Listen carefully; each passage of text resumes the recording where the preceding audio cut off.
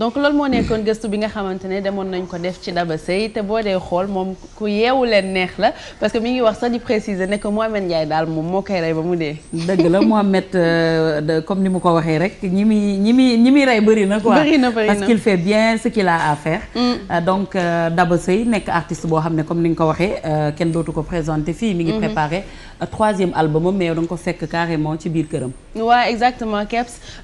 fekk nañ ko biir këram te boo dee déglu sax dama ko doon laaj moom naka lay def en tant que artiste bi nga xamante ne chaque jour dafay dem jouer ji pour gérer li nga xamante ne mooy carrière am et en même temps di gérer li nga xamante ne mooy këram comme jigéen buy sëy mu ne ma que nag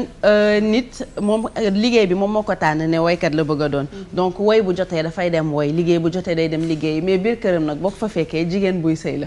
loolu la ma wax ne ma que ñaar yi nit yi dañuy nekk dafa difficile mais c'est vraiment gérable que mun nga gérer ñaar yëpp il faut juste que nga organiser wu te xam li la tax a jóg daal. exactement dañ koy dégg tout le temps si ay waxam dafay tudd borom këram.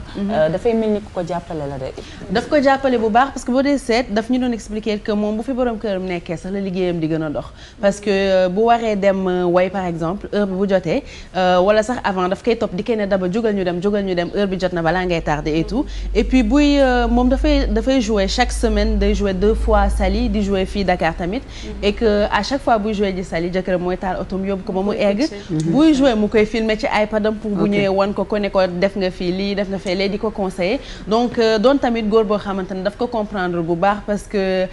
nekk ak sa jabar muy jóge yenn heure yi di liggéey nga koy accompagner di ànd ak moom di dem ak moom di ñëw nekk ci wetam loolu rek dafa neex puisque mi ngi préciser sax que jëkkëram Espagne la nekk mais daal bu fi nekkee affaire day changer bu baax et que moom elle est en forme donc elle se donne beaucoup plus sur scène. da koy motiver. daf koy motiver voilà. c'est que man maa ngi imaginer bisou affaire u sëy ndeysaan moo ko neex. kan maa ngi lay ñaanal nga am borom kër bu baax ndax nga mën a lijjanti loolu parce que yaa ngi koy wax ak mbégte mais man quand même j'en profite pour faire. c'était beau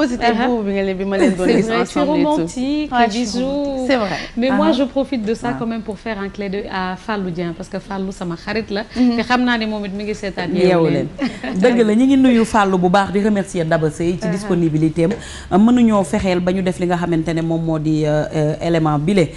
ñu ngi koy remercier bu baax a baax léegi nag dañuy jàll ci Mado.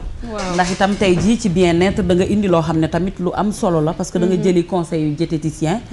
pour bien manger et bien digérer loolu dafa am solo. voilà parce que nit yu bari dañuy am ay problèmes de ballonnement wala pour digérer et tout donc ma ne xaaral ma dem seeti ki nga xamante ne mooy monsieur Seck di un diététicien mu ñëw expliquer ñu exactement nan la nit war a lekkee et puis après on donnera quelques conseils ñu dem xool.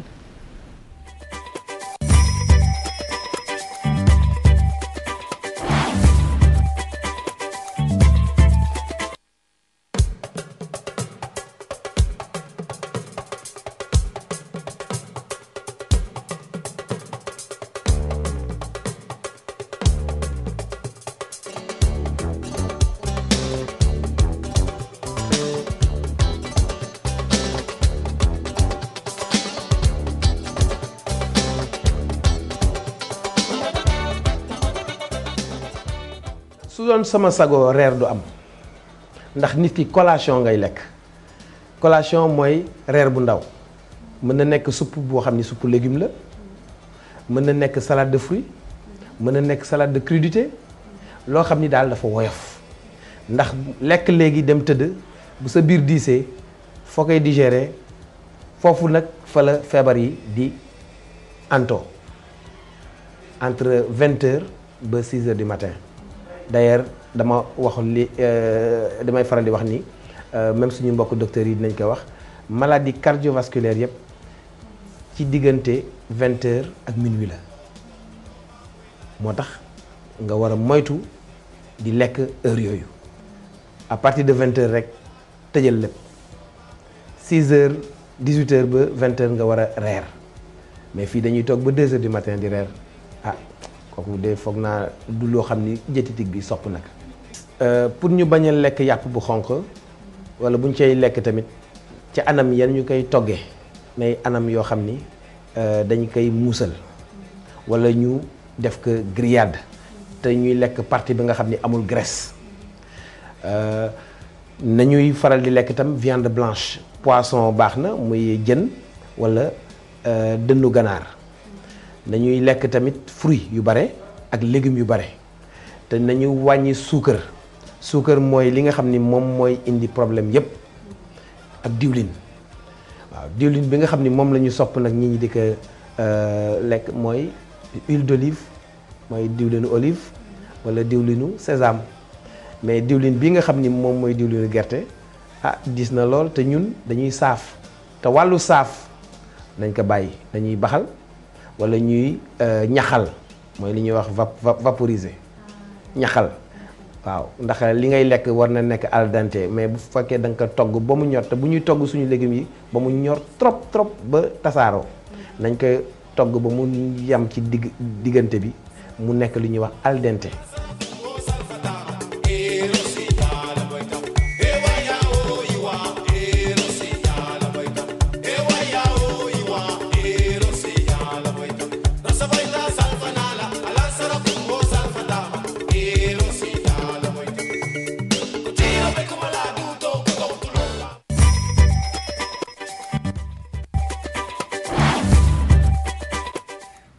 di jéggalu mbokk téléspectateurs yi lu baax ndax gëm naa ni sama kali lu mel ni cekkeen yeeg ab géyee di wax dëgg fa yàlla dinañ nekk dama bëgg indi problème dama caalit mais du man te ki est-ce que du ñoom ñoo lay summi ñoom ñoo ma war a sibbi donc bu indee ay doom yàpp suba xanaa mais li ma ci gën a metti mais ñi taxaw fii caméraman yi ngi doon dóorante te caméra yi kebe xaw na ma xaañ ñoom Babacar ak xaar baak gerbe dal leen yàpp bi baaxul c'est pas à manger surtout le soir yàpp baaxul ñu lekk ko di ci teg boisson ay problème d'AVC wala ay problème de ballonnement doo ko digérer